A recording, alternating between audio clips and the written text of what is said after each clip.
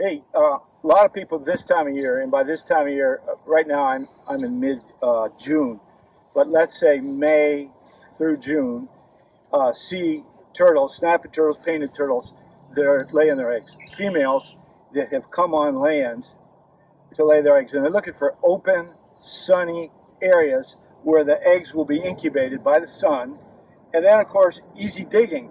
And sadly, that easy digging is often the edge of a road or a trail or your driveway or your garden, uh, oftentimes your lawn, because it's easier digging there and it's more exposed than it would be. And we're here in the middle of a marsh. Um, Actually, we're at St. Michael's Marsh here in. So right now we're in Colchester. Is that right? Yeah. But when you come upon a snapping turtle like this, and the snapping turtles are the ones that have no colorful lines or spots. They don't have any reds. They don't have any yellows.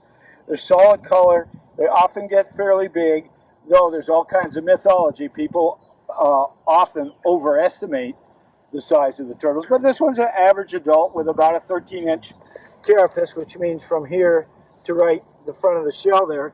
And, you know, a lot of people, when they recommend moving and carrying around snapping turtles, they recommend a hold that I don't really like, which requires you to go right here and grab your fingers around right behind the neck. I don't like getting my hands in there. And personally, when I move a big snapping turtle, you want to keep your hands way back here, and remember that that neck can reach out about the length of this shell. So look at that distance and keep your hands that far away from anywhere she can reach. Okay, and if you keep your hands that far away, then you should be okay. Now with a medium-sized turtle like this, you can kind of grab the handles right back here and lift the turtle up. But what she's going to do is push. See those claws? She's going to push with those claws against your hands and try to get your hands out of there, which is a little uncomfortable. And the other thing is that if it's a really big and heavy turtle and you lift them up here by these handles, then some of these scoots will actually bend and start separating because they can't support all that weight. But she's turning around. She wants to face me. But if you get your hands right at the base of the legs, like that, she can't get at you with those claws, and they're really strong legs.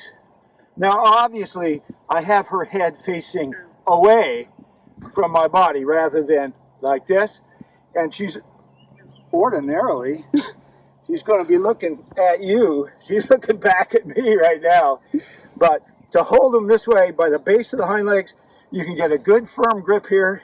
You can carry them around. Notice I'm holding her out from my body. So you got to be strong enough to do that. You don't want to have her in here close to you. You want to have her out. But in most cases, that's just not an issue. Now, you have some ways to play with her to get, you can use the tail just to kind of move her around into the position that you want when she's on the ground, but you don't want to lift her up by the tail.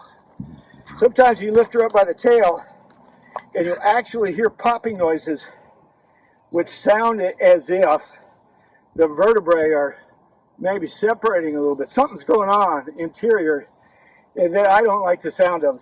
So the tail itself, by itself, doesn't support the weight and shouldn't support the weight of the turtle. Here she is, she's coming around to face me. And so again, I got to get behind her. So I can do that. I can get her tail. I can get her in the position I need to. I can get my hands around the base of her legs.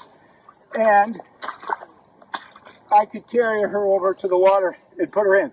But keep in mind one other thing.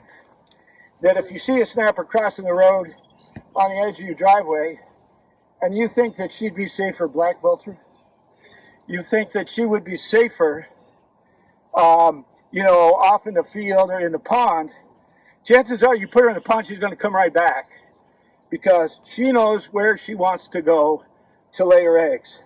So if you see mama turtle crossing the road and you're going to help her across the road, help her in the direction she's going, even if it looks a little crazy, like your yard or somebody's yard or some old agricultural field. That's where she wants to go. You put her the other way, she's coming back. She's going to lay her eggs. It won't take too long. It'll take a matter of hours. She'll do some prospecting. She'll dig in a few spots, and then she'll drop her eggs underground, bury them, and she'll be out of there. She'll be out of your yard in a few hours and headed back to the water. This particular turtle we caught doing some survey for the Natural Resource Conservation Service. This is not one that was, as you can see, laying her eggs on the edge of a road, but I just wanted to show you that handling technique. I mean, you can, if they're not super big, you can do this, but you're going to be fighting the claws. Once they get a little bit bigger, you want to get the base of the legs. You can support her. Don't pick her up by the tail, and do not get your hands out there within about, this is a 13-inch shell, so about a 13-inch radius of the front. Doesn't have any teeth, but she has essentially a beak that's pretty tough. And although she couldn't take your finger off, your flesh really, relatively, is pretty soft. And she could give you a nasty bite.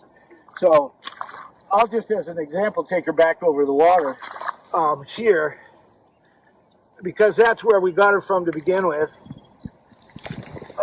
Come on. There we go.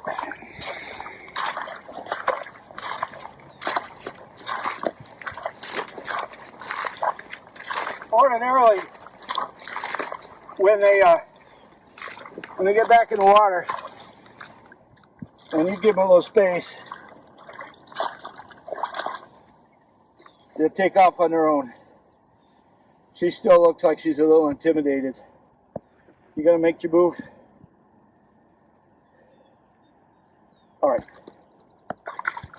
All right, tell you what, I'll help you out a little bit more. Way back here, I'm gonna do just the shell thing.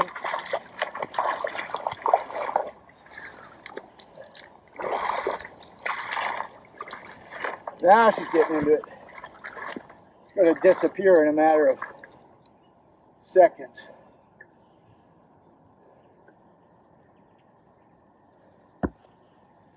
So you can move turtles, you can safely move snapping turtles.